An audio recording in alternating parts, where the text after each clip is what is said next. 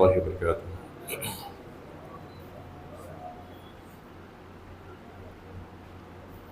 والذين كفروا بآيات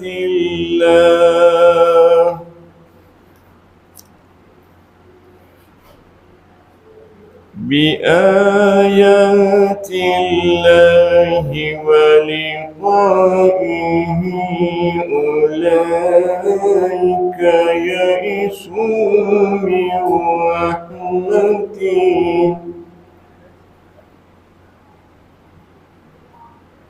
أولئك يئسوا من رحمتي وأولئك لهم عذاب أليم.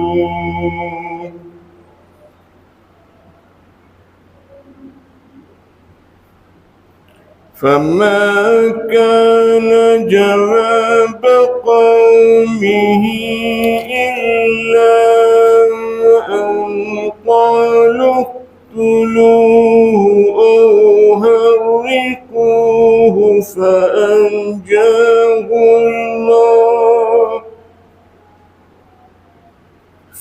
فأنجاه الله من النار.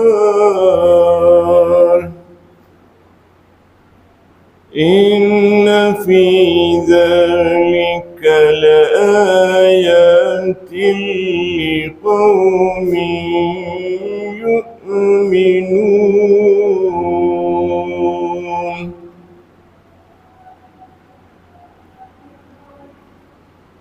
وقال إنما اتخذتم من دون الله أوثانا مودة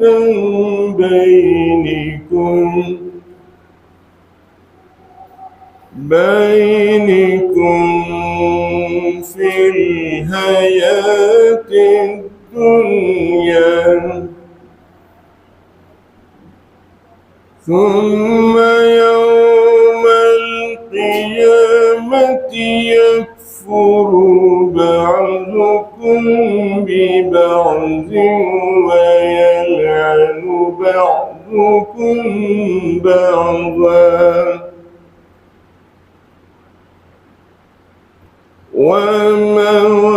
ومأواكم النار وما لكم من ناصرين.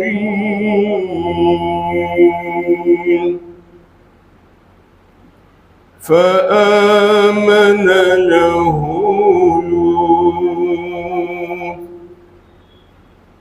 وقال إني مهاجر إلى ربي إنه هو العزيز الحكيم. صدق الله العظيم.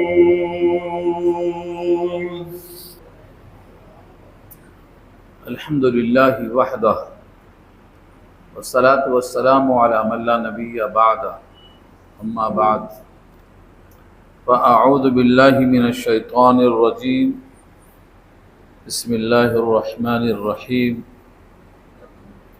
والذين كفروا بآيات الله ولقائه أولئك يئسوا من رحمتي وأولئك لهم عذاب أليم إلى آخر الآية. صدق الله العلي العظيم وصدق رسوله النبي الكريم ونحن على ذلك من الشاهدين والشاكرين. اللهم ألهمنا رشدنا وأعذنا من شرور أنفسنا. اللهم وفقنا لما تحب وترضى من القول والفعل والنية. رب اشرح لي صدري ويسر لي أمري واحلل عقدة من لساني يفقهوا قولي. आमीन या रब्बल आलमीन।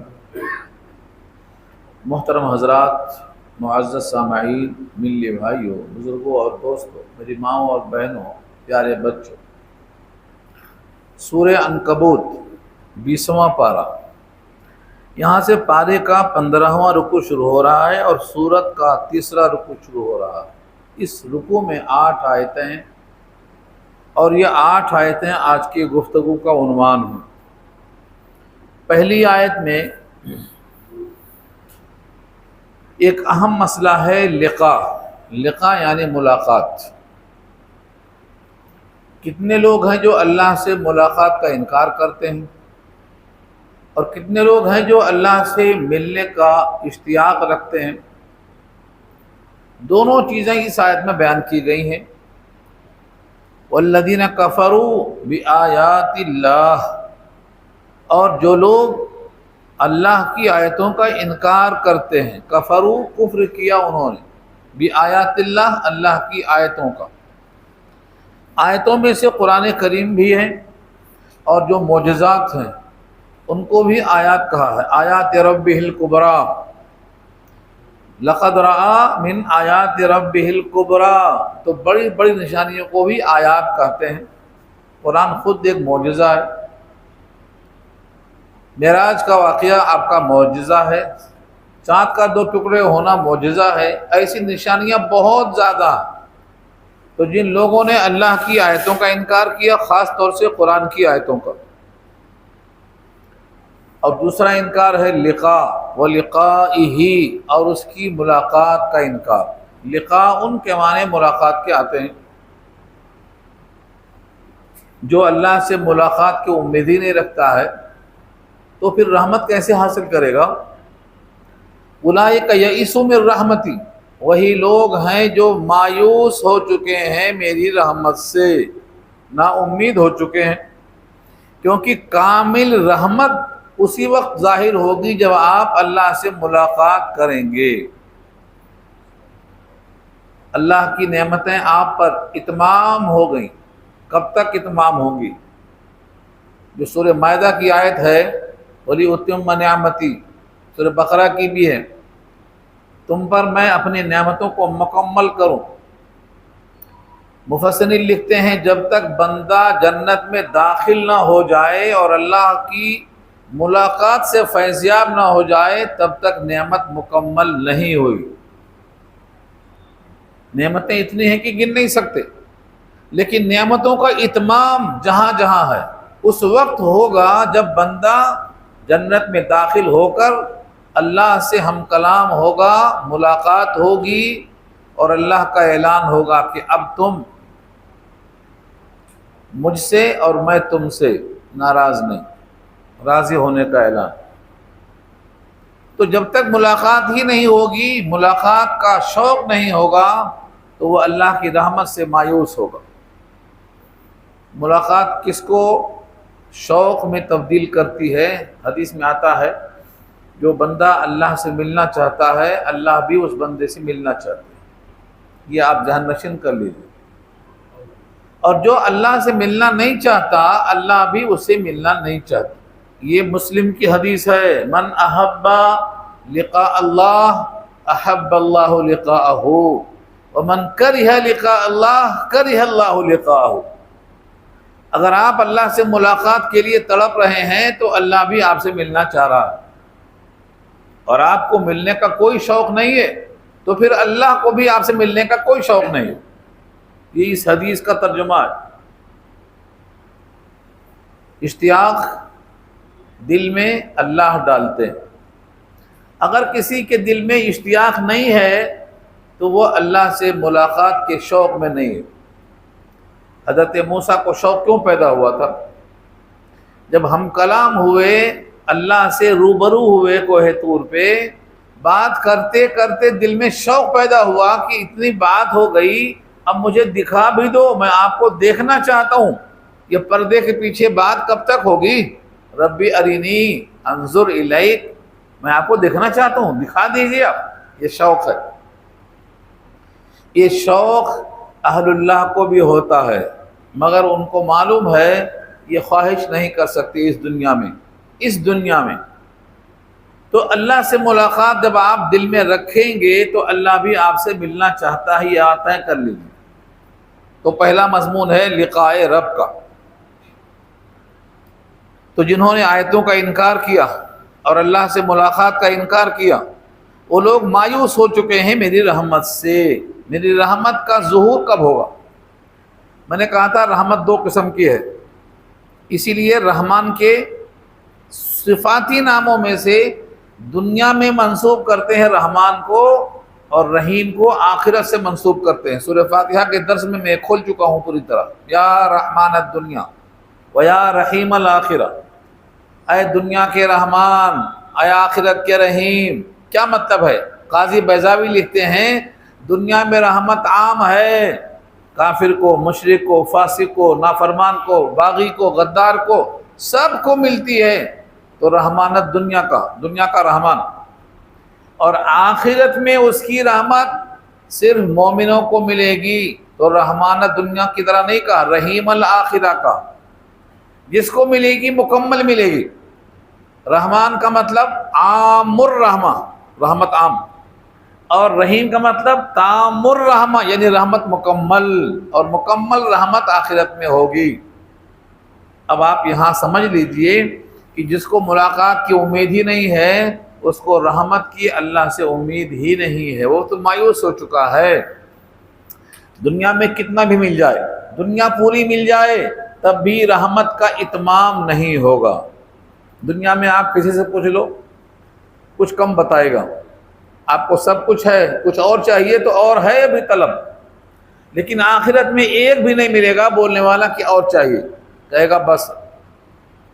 تو یہ جو تکمیل ہے نعمت کی وہ آخرت میں ہوگی، اس لیے رحمان الدنیا یا رحیم الآخرہ یہ اللہ کے صفات کے اظہار کا وقت ہے۔ تو اللہ کی رحمت سے وہ مایوس ہے۔ اولئک و اولئک لہم عذاب علیم، اور وہی لوگ ہیں کہ ان کے لیے المناک عذاب ہے۔ عذاب دو وجہوں سے ہے، ایک آیتوں کا انکار، ایک ملاقات کا انکار۔ آیتوں کے انکار میں احکام کی نافرمانی، اور ملاقات کے انکار میں آخرت کا یقین نہیں ہے، یعنی آخرت کا یقین نہیں ہے تو وہ مومن کیسے ہوا؟ اس لیے المناک عذاب ہوگا۔ یہ انبیاء نے جب بات پہنچائی تو قوم کا جواب کیا ہوتا ہے؟ فما کان جواب قومی، پس نہیں تھا ان کی قوم کا جواب۔ یہ ابراہیم کی تقریر ہے اصل میں، تو ابراہیم کے اس جواب میں قوم کا جواب کیا آتا ہے؟ الا ان قالوا، مگر یہ کہ ان لوگوں نے کہا اقتلوہ، قتل کر دو۔ جتنے نبی کی ہجرت ثابت ہے، ہر نبی کی ہجرت اسی وقت ثابت ہے جب ان کو قتل کرنے کا پروگرام بنایا گیا، قتل سے پہلے نہیں۔ حضور کی ہجرت بھی کب ہوئی؟ جب دروازے پہ کھڑے ہیں مارنے والے، مل کے قتل کر دیں گے، ہجرت کا حکم آ گیا۔ ابراہیم کو جلا دینے، کاٹ دینے کا حکم لوگوں نے بنا لیا تھا، تو اللہ نے ان کو بھی ہجرت کا حکم دے دیا۔ ہجرت اسی وقت ہوتی ہے جب انسان کے لیے تحفظ ختم ہو جاتا ہے، قوم مارنا چاہتی ہے۔ حضرت یونس کو مچھلی کے پیٹ میں قید کیوں کیا تھا؟ کیونکہ حکم نہیں آیا تھا، نکل پڑے تھے، قید کر دیا۔ تو جب وقت آئے گا قتل کا تو اللہ کا حکم بھی آئے گا نکلنے کا، اور حکم کا انتظار نہیں کریں گے تو قید خانہ رکھا ہوا ہے۔ اللہ تعالیٰ نے یہاں ان کی قوم کا جو ارادہ تھا ظاہر کر دیا۔ فما کان جواب قومی، ان کی قوم کا جواب نہیں تھا مگر الا ان قالوا، ان سب نے یہی کہا اقتلوہ، قتل کر دو، او حرقوہ، یا ان کو آگ میں جلا دو۔ حرق، جب آگ میں کوئی جلتا ہے تو اس کو حرق کہتے ہیں، ہا را قاف، اور پانی میں ڈوبتا ہے تو غرق کہتے ہیں اس کو، غرق پانی میں اور حرق آگ میں۔ جب کسی قوم کے لیے یہ فیصلہ ہو جاتا ہے، اور یہ سمجھو کہ ابراہیم کا وقت چلا آیا۔ سورہ انفال میں ہمارے نبی کے لیے بھی یہی الفاظ ہیں۔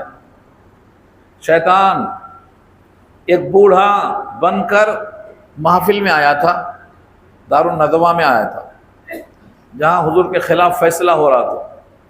اس بوڑھے شیطان نے یہی کہا تھا کہ ان کو یا تو قید کر دو، یا تو زنجیروں میں جکڑ دو، یا جلا وطن کر دو، یا ان کو قید کر دو۔ پوری مشورے میں بات طے ہوئی، قید کریں گے تو قوم چھڑا لے گی، جلا وطن کریں گے تو باہر جا کے یہ کام کریں گے، پھیل جائے گا دین، لہذا قتل کرو۔ یہ سورہ انفال میں موجود ہے، لِيُثْبِتُوكَ أَوْ يَقْتُلُوكَ أَوْ يُخْرِجُوكَ وَيَمْكُرُونَ وَيَمْكُرُ اللَّهُ وَاللَّهُ خَيْرُ الْمَاكِرِينَ۔ یہ آیت موجود ہے حضور کے واسطے۔ تو قتل کرنے کا مشورہ اسی ابلیس کا تھا، اور اسی لیے سورہ یاسین پڑھتے ہوئے آپ سامنے سے چلے گئے، وہ قتل نہیں کر سکے، ابراہیم کو ڈال دیا آگ میں، جلا نہیں سکے۔ تو جب اللہ تعالیٰ اپنے بندے کی حفاظت کرتا ہے تو دنیا کی کوئی چیز اثر نہیں کرتی، پانی ڈباتا نہیں، آگ جلاتی نہیں، چھری کاٹتی نہیں، ہوائیں اڑا کے پھینکتی نہیں، جو اس کی منشا ہے وہ کرتی ہیں وہ۔ اسی صفحے میں آخر میں آئے گا کہ ہم نے کس قوم کو کون سا عذاب دیا اور کیوں دیا، آخری رکوع میں آ رہا ہے یہ۔ تو یہاں قوم کا یہ آخری فیصلہ تھا، اقتلوہ، ان کو قتل کر دو، او حرقوہ، یا ان کو آگ میں ڈال کے جلا دو، فانجاہ اللہ من النار، تو اللہ نے ان کو آگ سے نجات دے دیا۔ آگ میں کیسا رہے، کب تک رہے، کیسی آگ تھی، یہ پوری بحث سورہ انبیاء میں گزر چکی ہے۔ لوگ مہینوں تک لکڑیاں جمع کرتے رہے، مہینوں تک لکڑیاں جمع کرتے رہے، اس آگ کے اوپر پرندہ اڑ نہیں سکتا تھا۔ اس آگ میں پھینکنے کے لیے پہلی بار منجنیق کا ایجاد کیا گیا، کیسے پھینکنا اس آگ میں، اٹھا کے پھینکیں گے تو قریب ہی گر جائیں گے نا، بیچوں بیچ میں گرنا تاکہ جلے تک رہنا۔ منجنیق کی ایجاد اسی موقع پر ہوئی ہے۔ آگ میں کیسے پھینکنا، بیچ میں پھینکا، کپڑے نکال کے پھینکا تاکہ مکمل آگ میں جل جائے، لیکن اللہ نے آگ سے مخاطب ہو کر کہا تو ٹھنڈی ہو جا، قلنا یا نار کونی برداً وسلام، اے آگ تو ٹھنڈی ہو جا۔ اور ٹھنڈک میں بھی زیادتی نہیں ہونا، اے سی بڑھ گیا تو سردی ہونا شروع ہو جاتی نا، اے سی سمجھ لو، زیادہ ٹھنڈا نہیں ہونا، بردن کے ساتھ سلام بھی ہے، سلامتی ہونا، اتنا ٹھنڈا کہ ان کو مزہ آئے، میری ضیافت ہو رہی۔ ابراہیم خود فرماتے تھے کہ یہ 7 دن میں اللہ کا مہمان تھا، میری ضیافت ہو رہی تھی، زندگی میں اتنا آرام مجھے کبھی ملا ہی نہیں۔ اتنا آرام کیوں ملا؟ کیونکہ وہ اللہ کی خاطر جلنے کو تیار ہو گئے تھے۔ اسی کو اقبال نے کہا تھا، کود پڑا آتش نمرود میں عشق، بے خطر کود پڑا۔ یہ بے خطر کا لفظ بہت اہم ہے، یعنی عقل تو بولتی ہے مت جاؤ مت جاؤ، جل جاؤ گے، یہ ہو جائے گا وہ ہو جائے گا، لیکن اقبال نے کہا بے خطر کود پڑا، بے خطر کود پڑا آتش نمرود میں عشق، عقل ہے محو تماشائے لب بام، ابھی عقل سوچتی رہ گئی، عشق نے کدا دیا اس کو۔ اس عشق میں یہاں ہے فانجاہ اللہ من النار، اس موقع پر آگ کا فرشتہ آیا، پانی کا فرشتہ آیا، ہواؤں کا فرشتہ آیا، اور سب نے کہا ہم حاضر ہیں خدمت کے لیے، آگ بجھا دیں گے، آگ اٹھا لے جائیں گے، ہواؤں میں تہس نہس کر دیں گے۔ ابراہیم نے کہا تم بھی ایک مخلوق ہو، میں بھی ایک مخلوق ہوں، مخلوق سے مخلوق کو مدد لینا اچھا نہیں لگتا، میرا خالق جلانا چاہتا ہے تو میں جلنے کو تیار ہوں، اور بچانا چاہتا ہے، تیری کیا حاجت ہے، تیری کوئی حاجت نہیں۔ یہ ہے توحید۔ اللہ کا بندہ اللہ پہ بھروسہ کرتا ہے، اسے کسی مخلوق کے سہارے کی ضرورت نہیں ہے۔ یہی سمجھانا ہے یہاں، یہی سبق ہے یہاں پر۔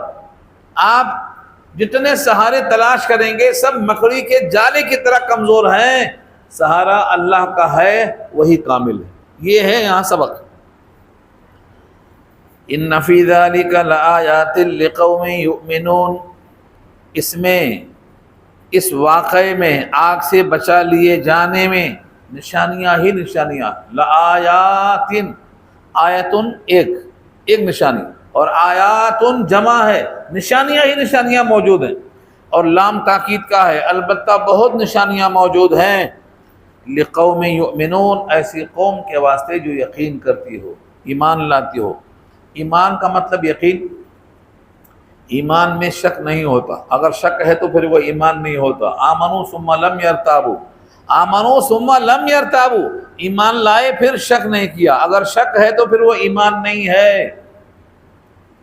قرآن نے اسی کو ایمان کہا ہے جہاں پر شک نہ ہو، لا ریب فیہ، جس میں شک کی گنجائش نہ ہو۔ اس کے بعد ابراہیم علیہ السلام نے ان تمام خداؤں کے بارے میں ایک جملہ کہا ہے، بہت اہم جملہ ہے۔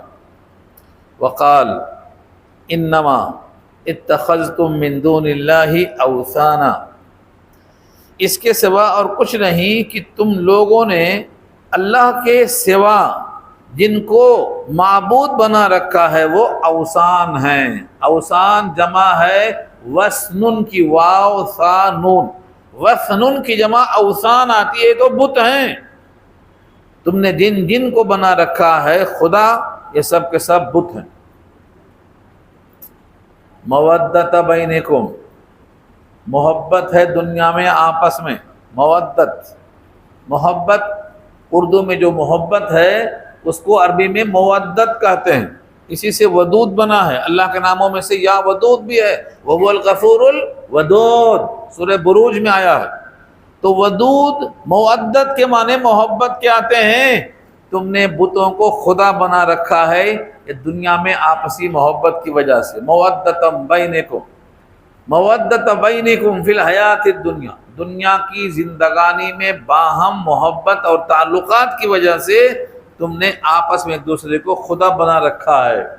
لیکن یہ محبت ہمیشہ نہیں رہے گی، محبت ہمیشہ نہیں رہے گی۔ عجیب مضمون ہے، دیکھیے آپ، محبت کون ڈالتا ہے؟ جو عداوت ڈالتا ہے۔ عداوت ڈالنے والا، محبت ڈالنے والا ایک ہی ذات ہے۔ اللہ نے جگہ فرمایا ہے اگر تم نے تمہارے دشمن کے درمیان اس نے سلوک کیا تو ہم دشمنی کو محبت میں بدل دیں گے، یہ دوسری جگہ ہے۔ اگر تم نے دشمن سے حسن سلوک کیا تو ہم اس عداوت کو محبت میں تبدیل کر دیں گے۔ آیت کے الفاظ دیکھیے، اسأل اللہ ان یجعل بینکم وبین الذین عادیتم منہم مودہ واللہ قدیر، یا مودہ ہے وہاں بھی مودہ کا لفظ ہے۔ اللہ اس پر قادر ہے کہ وہ محبت میں تبدیل کر دے گا۔ اور کیسا تبدیل کرنے پر وہ قادر ہے، میں ایک مثال نمونے کے سنا رہا ہوں۔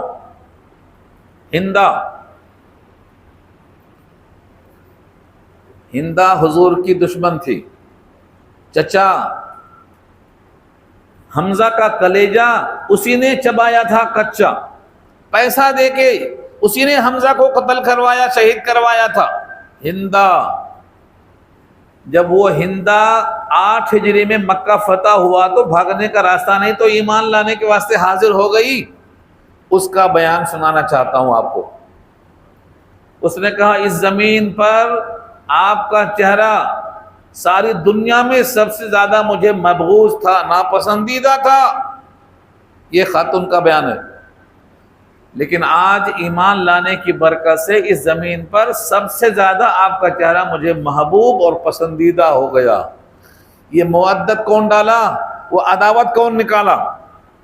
یہ اگر آپ کو سمجھ میں آ گیا تو محبت اور عداوت یہ دونوں چیزیں اللہ کے کنٹرول میں ہیں۔ اللہ محبت ڈال دیا، عداوت کو نکال دیا۔ میں نے ایک مثال دی ہے آپ کو، ایسی مثالیں قرآن میں بہت کثرت سے ملیں گی آپ کو، حدیثوں میں کثرت سے ملیں گی آپ کو کہ اللہ تعالیٰ عداوت نکالنے پر قادر ہے، محبت پیدا کرنے پر قادر ہے۔ اب یہاں دیکھو، جن بتوں سے محبت ہے دنیا میں، ان بتوں سے قیامت میں نفرت دیکھو۔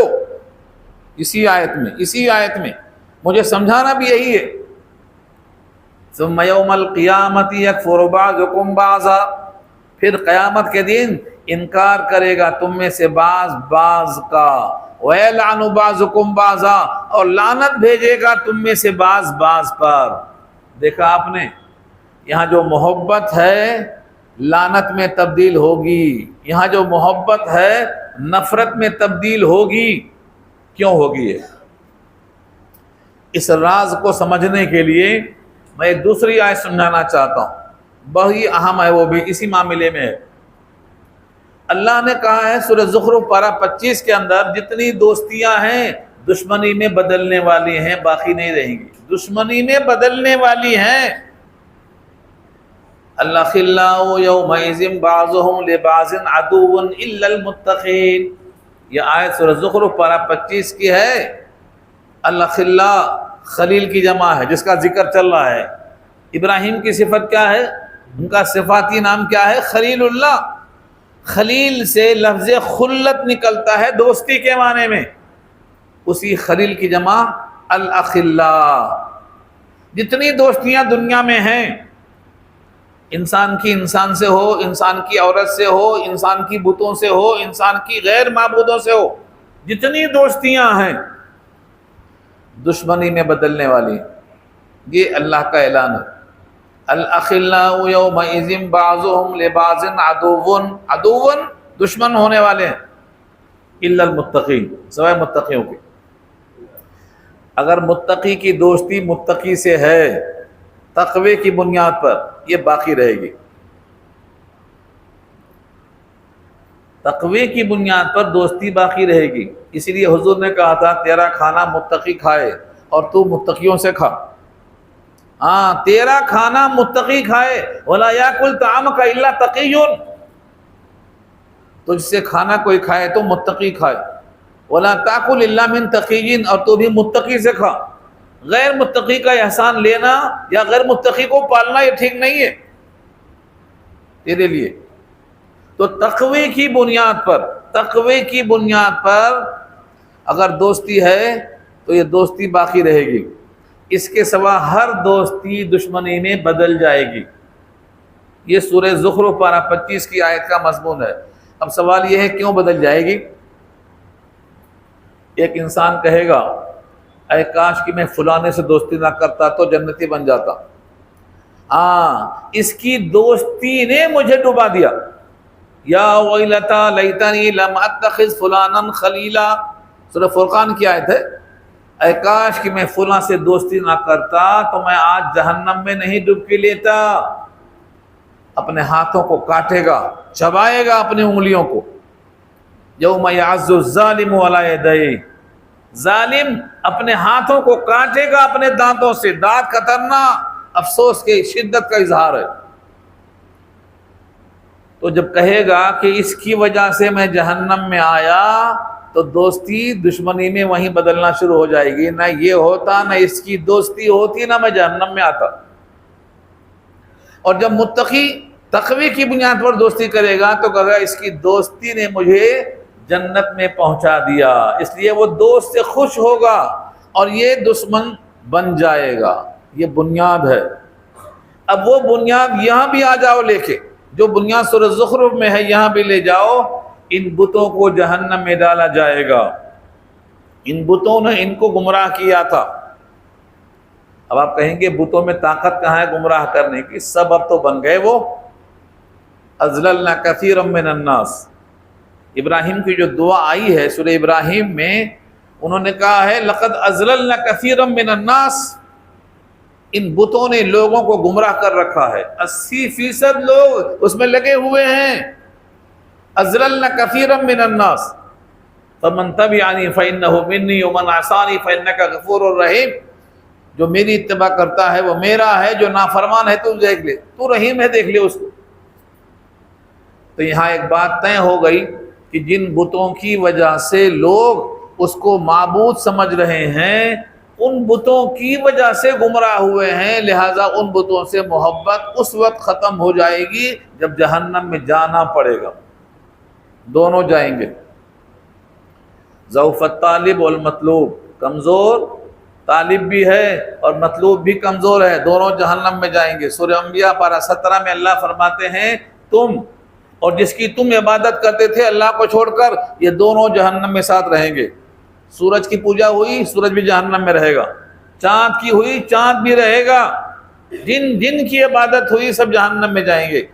انکم وما تعبدون من دون اللہ حسب جہنم انتم لہا واردون، انتم لہا واردون، تم اور جس کی تم عبادت کرتے تھے وہ جہنم کا ایندھن بنیں گے۔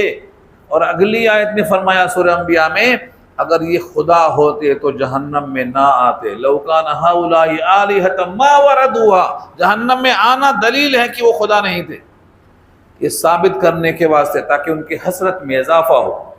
اب یہاں آپ آ کے دیکھ لو کہ جن کی دوستی یہاں خدا تک پہنچا دے رہی ہے، ایک عابد ہے ایک معبود ہے، یہ قیامت میں انکار کریں گے ایک دوسرے کا اور لعنت بھیجیں گے ایک دوسرے پر۔ اس کی وجہ کیا ہے؟ خسارہ۔ جب انسان کا گھاٹا ہوتا ہے تو پارٹنر لڑتے ہیں آپس میں، ایک پارٹنر کہتا ہے تو نے ایسا کہا تھا، دوسرا بولتا ہے تو نے ایسا کہا تھا، تیسرا بولتا ہے تو نے ایسا کہا تھا۔ تینوں کب لڑتے ہیں؟ جب گھاٹا سامنے ہوتا ہے، جب نفع ہوتا ہے تو میں نے کیا بولتا ہے، میں نے ایسا کیا، میں نے ایسا کیا۔ اور یہی سبق دیا اللہ نے سورہ قلم پارہ 29 کے اندر، باغ جل گیا، باغ والوں کی نیتیں خراب ہونے سے۔ چھوٹا کہتا ہے تیری رائے تھی، بڑا کہتا ہے تیری رائے تھی، مجلہ کہتا ہے تیری رائے تھی۔ کیا رائے تھی؟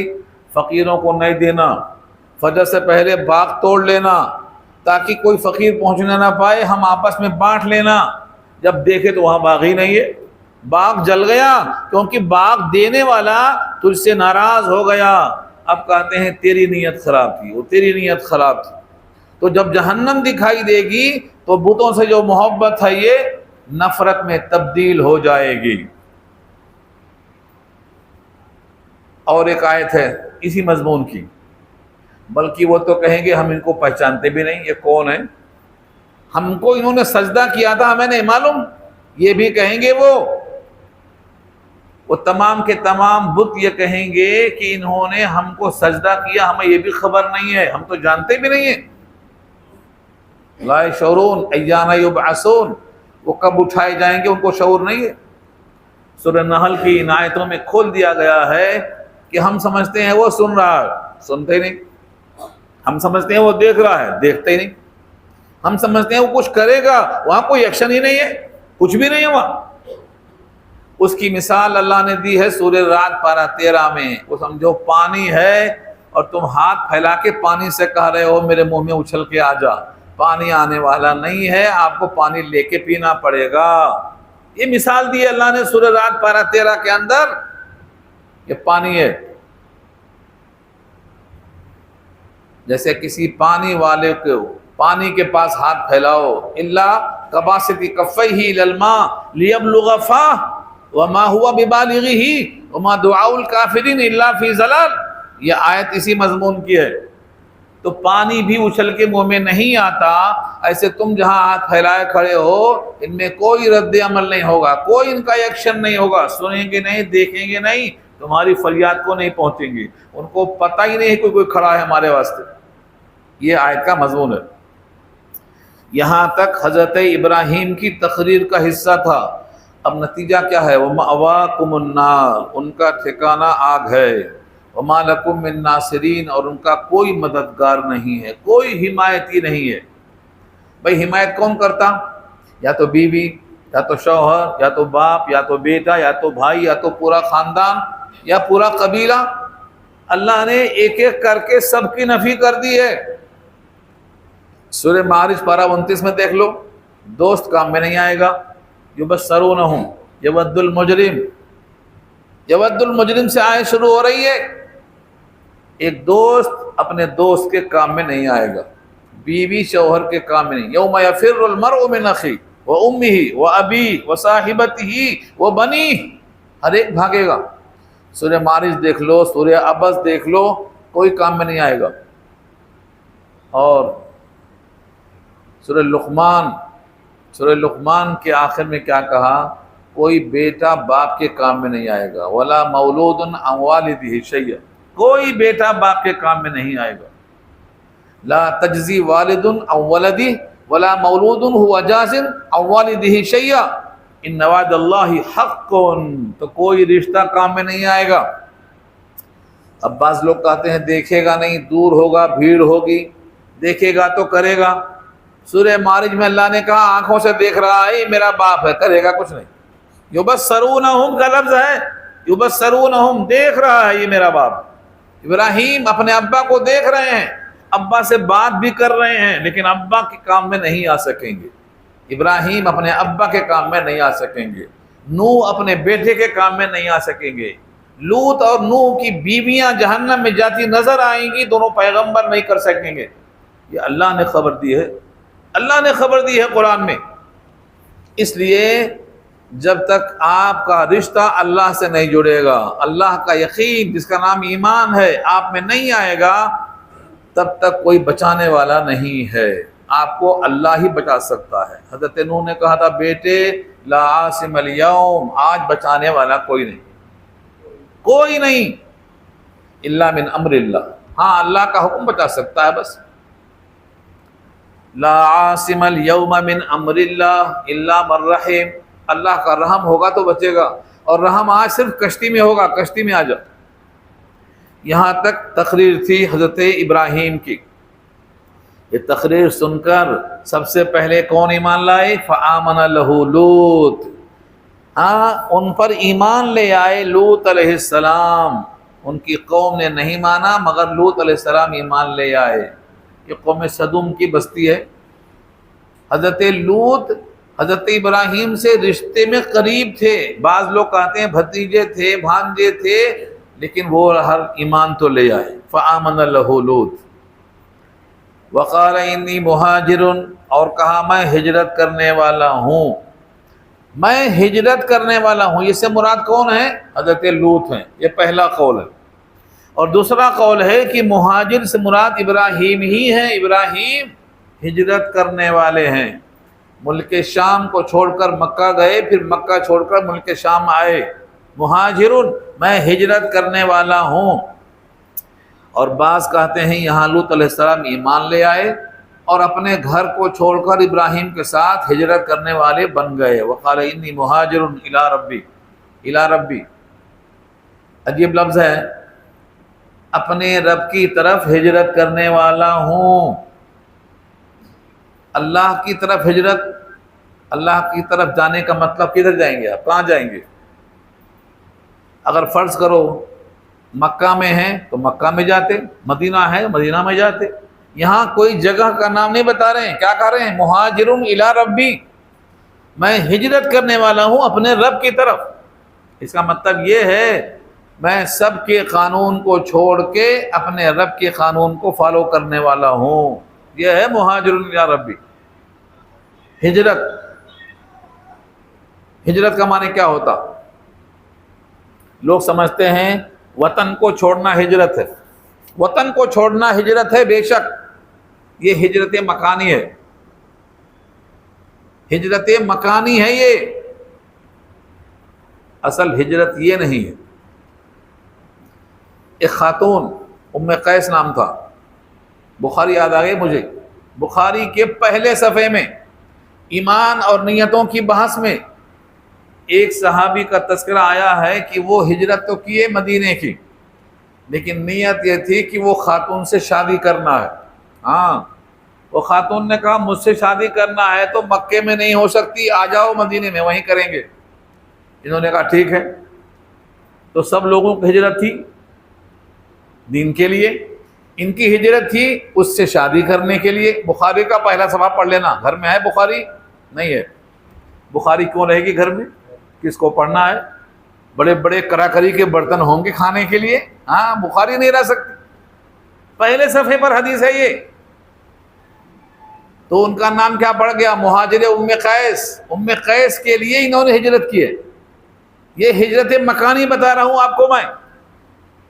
اور وہیں بخاری کہتے ہیں فمن کانت ہجرتہ الی اللہ ورسولہ فہجرتہ الی اللہ ورسولہ.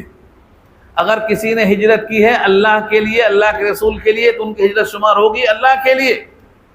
اور اگر کسی نے ہجرت کی ہے دنیا کے لیے یا کسی عورت سے نکاح کے لیے تو ان کی ہجرت شمار ہوگی نکاح کے لیے ہجرت کرنے والا. یہ ہے مہاجر ام قیس. اب یہاں آ جاؤ مہاجرون پہ. مکان چھوڑنے کا نام ہجرت نہیں ہے. سب سے بڑا مہاجر کون ہے؟ مہاجر کی تعریف حضور نے کی ہے، المہاجر ما نہى اللہ عنہ، المہاجر ما نہا، سب سے بڑا مہاجر وہ ہے جس نے ہجرت کیا ان گناہوں سے جن سے اللہ نے روکا ہے، وہ مہاجر ہے۔ گھر چھوڑنے کا نام ہجرت نہیں ہے، ہاں ہجرت مکانی ہے وہ، لیکن اصل جو ہجرت ہے گناہوں سے ہجرت کرنا۔ اور اگر کوئی بندہ گناہوں سے ہجرت کرتا ہے اور اس کی موت راستے میں واقع ہو گئی تو اللہ کے ذمہ ہے اجر دینا، اللہ کے ذمہ ہے۔ سورہ نساء کی آیت ہے، گھر سے نکلا تھا مدینے جائیں گے، راستے میں مر گیا، لوگوں نے کہا بیچارہ ہجرت نہیں کر سکا، آیت نازل ہو گئی بیچارہ مت کہو، اس کی ہجرت اللہ کے لیے تھی، راستے میں موت اللہ نے دی ہے، ہجرت پکی ہے اس کی۔ وَمَنْ يَخْرُجْ مِنْ بَيْتِهِ مُهَاجِرًا إِلَى اللَّهِ وَرَسُولِهِ ثُمَّ يُدْرِكْهُ الْمَوْتُ فَقَدْ وَقَعَ أَجْرُهُ عَلَى اللَّهِ، وَقَعَ أَجْرُهُ عَلَى اللَّهِ۔ تو آدمی موت نہیں روک سکتا، اپنے ارادے پہ اس کو قائم رہنے کا ثواب ملے گا۔ تو یہاں جو لفظ مہاجر ہے اس کے معنی یہ ہے میں گناہوں سے ہجرت کر رہا ہوں، میں تمہاری محفل سے ہجرت کر رہا ہوں، میں تو اللہ کی طرف جا رہا ہوں، یعنی اللہ کا حکم پورا کروں گا، یہ ہے مہاجر۔ آپ بھی ہجرت کر سکتے ہیں، آپ بھی مہاجر ہونے کا ثواب لے سکتے ہیں، ہجرت مکانی نہیں، آپ گناہوں سے ہجرت کر لیجئے، یہ کر سکتے ہیں۔ سب سے بڑا مہاجر کا لقب آپ کو ملے گا۔ وقال انی مہاجر، اور کہا بے شک میں ہجرت کرنے والا ہوں، الی ربی، اپنے رب کی طرف۔ رب کدھر ہے؟ قادیانیوں نے ایک مسئلہ اٹھایا تھا، حضرت عیسیٰ کو اللہ نے اپنے طرف اٹھا لیا، تو لوگوں نے کہا اللہ اپنے طرف اٹھایا تو اللہ تو ہر طرف ہے، کدھر اٹھا لیا؟ اللہ نے حضرت عیسیٰ کو آسمان پہ اٹھا لیا۔ قادیانی کہتے ہیں اللہ تو ہر طرف ہے، تو آسمان کہاں سے ثابت ہو گیا؟ یہ ہے ان کی بحث۔ تو یہاں اشارہ یہ ہے کہ اللہ اپنی طرف کسی بندے کو اٹھاتا ہے، یعنی اس کی توجہ اپنے طرف مبذول کرتا ہے، وہ اللہ کا حکم مانتا ہے، غیر اللہ کا حکم نہیں مانتا۔ یہ ہے الی ربی کا مطلب۔ انہو هو العزیز الحکیم، بے شک وہ غالب حکمتوں والا ہے، غالب حکمتوں والا ہے۔ اس کے بعد اللہ نے ابراہیم کو وہ دیا جو ان کی طلب تھی۔ 100 سال کی عمر تک اولاد نہیں تھی، اس بوڑھے کو کیا چاہیے؟ اولاد چاہیے۔ اگر کسی بوڑھے کو 100 سال کے بعد اولاد ملتی ہے تو اس کی تمنا کیسا نظر آتی ہوگی؟ اس کی آنکھوں سے دیکھو۔ اللہ نے کہا وَوَهَبْنَا لَهُ، اور ہم نے ان کو گفٹ کیا۔ وَهَبْنَا کیوں کہا؟ کیونکہ بوڑھے آدمی کو اولاد کی امید نہیں رہتی، یہ تو نبوت ہے، اللہ سے جڑے ہوئے ہیں، ورنہ بوڑھا بولتا مجھے اولاد کیسے ہو سکتی ہے؟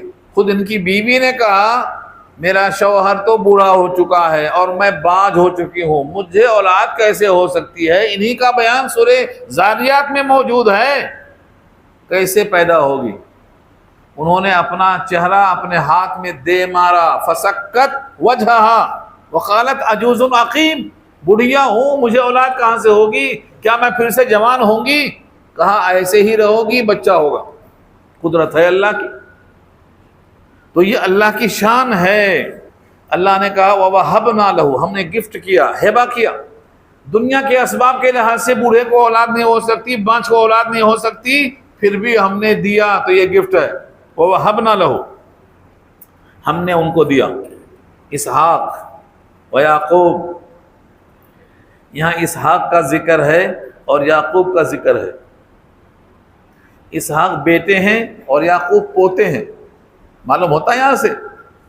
آپ اس کو جاننے کے لیے سورہ صافات میں جاؤ، 23واں پارہ۔ اللہ نے ہمیں کیا دیا؟ اسحاق دیا، وَمِن وَرَاءِ اسحاق یعقوب، اور اسحاق کے پیچھے یعقوب عطا فرمایا، یہ بیٹے اور ایک پوتے ہیں۔ یہاں اسماعیل کا ذکر نہیں کیا کیونکہ اسماعیل کا ذکر پہلے ہو چکا، اور انہی کی تکمیل کے لیے ہاجرہ کو چھوڑ کے آئے تھے، مکہ میں چھوڑ کے آئے تھے، تو اسماعیل پہلی اولاد ہیں، اسحاق بعد کی اولاد ہیں۔ لیکن جتنے بھی یہودی ہیں وہ ذبیح اللہ اسماعیل کو نہیں مانتے، وہ اسحاق کو ذبیح اللہ مانتے ہیں۔ لیکن قرآن نے اس کو بھی واضح کر دیا ہے سورہ ابراہیم پارہ 13 میں، الحمدللہ الذی وہب لی علی الکبر اسماعیل، اللہ کا شکر ہے جس نے مجھے بڑھاپے میں اسماعیل دیا۔ تو علی الکبر پہ اسماعیل کی پیدائش کا ذکر ہے، اللہ نے مجھے بڑھاپے میں بڑی عمر میں کون دیا؟ اسماعیل دیا، اور اسماعیل کے بعد اسحاق دیا، اور اسحاق کے بعد یعقوب دیا، اور یعقوب کے تو 12 بیٹے کر دیا، اسی سے پورا ملک مصر بھر گیا۔ 6 تھے لیکن جب ملک مصر سے نکلے ہیں تو 6 لاکھ ہو گئے ہیں، یہ پورے 12 تھے جو 12 قبیلے بنے ہیں یہ۔ تو اللہ نے واضح کر دیا، انی مہاجر الی ربی انہ هو العزیز الحکیم ووہبنا لہ اسحاق ویعقوب، اور ہم نے دیا ان کو اسحاق اور یعقوب، وجعلنا فی ذریتہ النبوہ، اور بنایا ہم نے انہی کی ذریت میں، انہی کی نسل میں نبوت۔ 10 کو چھوڑ کر پورے نبی اسی نسل میں آئے ہیں، آدم سے لے کر عام تک جتنے نبی دنیا میں آئے سب ان کی نسل میں آئے، سوائے 10 کے۔ 10 کو چھوڑ دیجئے، بقیہ پورے اسی نسل میں پیدا ہوئے ہیں۔ یہ نسل میں اللہ نے نبوت کو رکھ دیا، ذریتہ النبوہ۔ اب کہیں گے وہ 10 کون ہیں؟ 10 وہ ہیں جو ان کے نسب میں نہیں آتے، اور ان کو لسٹ میں دیکھنا ہے تو آپ قصص الانبیاء پڑھ لیجئے، معلوم ہو جائے گا آپ کو۔ اس کے بعد کیا فرمایا؟ والکتاب، نبوت بھی دی نسل میں اور کتاب بھی دی نسل میں، وآتیناہ اجرہ فی الدنیا، اور دیا ہم نے ان کو محنتانہ دنیا میں بھی۔ لوگ سمجھتے ہیں نیکی کرو آخرت کے لیے، دنیا میں کچھ نہیں ملے گا، مگر یہاں دیکھ لو اور یہ آیت ذہن نشین کر لو، نیکی کا بدلہ تو وہاں ملے گا ہی ملے گا، یہاں بھی ملتا ہے۔ جیسے گناہوں کی سزا وہاں ملے گی یہاں بھی ملتی ہے۔ ایک شاعر کہتا ہے، عدل و انصاف فقط حشر پہ موقوف نہیں، زندگی خود بھی گناہوں کی سزا دیتی ہے۔ جیسے نیک کاموں کی برکت ہوتی ہے ایسے گناہوں کی نحوست بھی ہوتی ہے۔ ہاں کہہ رہے ہیں کہ اگر فجر میں آپ نہیں اٹھیں گے رزق میں تنگی ہوگی، یہ نحوست ہے۔ دیکھو آپ فجر میں نہیں اٹھیں گے تو رزق میں تنگی ہوگی، اور اگر آپ فجر میں اٹھیں گے اور کاروبار صبح کریں گے تو مال میں برکت ہوگی۔ یہ کیا دیکھیے آپ، نیکی کا بدلہ دنیا میں بھی ملتا ہے۔ ابراہیم کو دیا اللہ نے، یہاں جملہ دیکھیے، وَآتَيْنَاهُ أَجْرَهُ فِي الدُّنْيَا، اور دیا ہم نے ان کو ان کا اجر یعنی ان کا محنتانہ دنیا میں، وَإِنَّهُ فِي الْآخِرَةِ لَمِنَ الصَّالِحِينَ، اور بے شک وہ البتہ آخرت میں صالحین میں سے ہوں گے، مطلب یہاں بھی دیا وہاں بھی دیا، یہاں بھی وہاں بھی۔ ہاں وہاں بھی کے معنی یہاں بھی اور وہاں بھی۔ حضرت سلیمان نے کہا انکا انت الوہاب، سلیمان نے بادشاہت یہاں لی ہے اور وہاں بھی لیے۔ سلیمان نے کیا کہا؟ ربی حب لی ملک لا ینبغی لأحد من بعدی انکا انت الوہاب، مجھے بادشاہت دے دو، آپ دینے پر قادر ہیں، اور ایسی بادشاہت دو میرے بعد کسی کو مناسب نہ ہو، بے نظیر۔ دے دیا اللہ نے، تو یہاں بھی بادشاہت ملی اور وہاں بھی بادشاہت ملی۔ تو نیک بندے کو یہاں بھی اور وہاں بھی، اور اسی کو جمع کرنے کے لیے سورہ بقرہ میں اللہ نے سکھایا ہے، ربنا آتنا فی الدنیا حسنہ وفی الآخرۃ حسنہ وقنا عذاب النار۔ یہ دعا بڑی جامع ہے، دنیا میں بھلائی آخرت میں بھلائی، آگ کے عذاب سے بچا لو، دونوں مانگا۔ تو یہ آپ مت سمجھو کہ دیندار بھوکا رہتا ہے، کھانا نہیں ملتا، کپڑا نہیں ملتا، عزت نہیں ملتی، بیوی نہیں ملتی، سب غلط ہے۔ دیندار کو سب ملتا ہے، اور جو سکون دینداری میں ملتا ہے نا، جو نیند میٹھی دیندار کو ملتی ہے نا، لوگ تڑپتے رہتے ہیں، گولیاں کھاتے رہتے ہیں، اس کے لیے گولیاں کھاتے رہتے ہیں۔ ہاں مزدور گولی نہیں کھاتا، اخبار بچھا کے فٹ پاتھ پہ سو جاتا ہے، ہاتھ کا تکیہ خاک کا بستر، ہاتھ کا تکیہ اور خاک کا بستر، نیند آ جاتی ہے فٹ پاتھ پہ اس کو۔ تو اللہ تعالیٰ نیک لوگوں کو یہاں بھی دیتا اور وہاں بھی دیتا۔ اپنے نبی کو 9 بیویاں دی، اور کہا اب اس کے بعد بدلنا نہیں، تبدیلی نہیں، اب ختم. کیوں؟ اللہ کی مرضی ہے. اللہ نے محدود کیوں کر دیا؟ سورہ احزاب پڑھ لینا، معلوم ہو جائے گا. اب تبدیل نہیں ہے.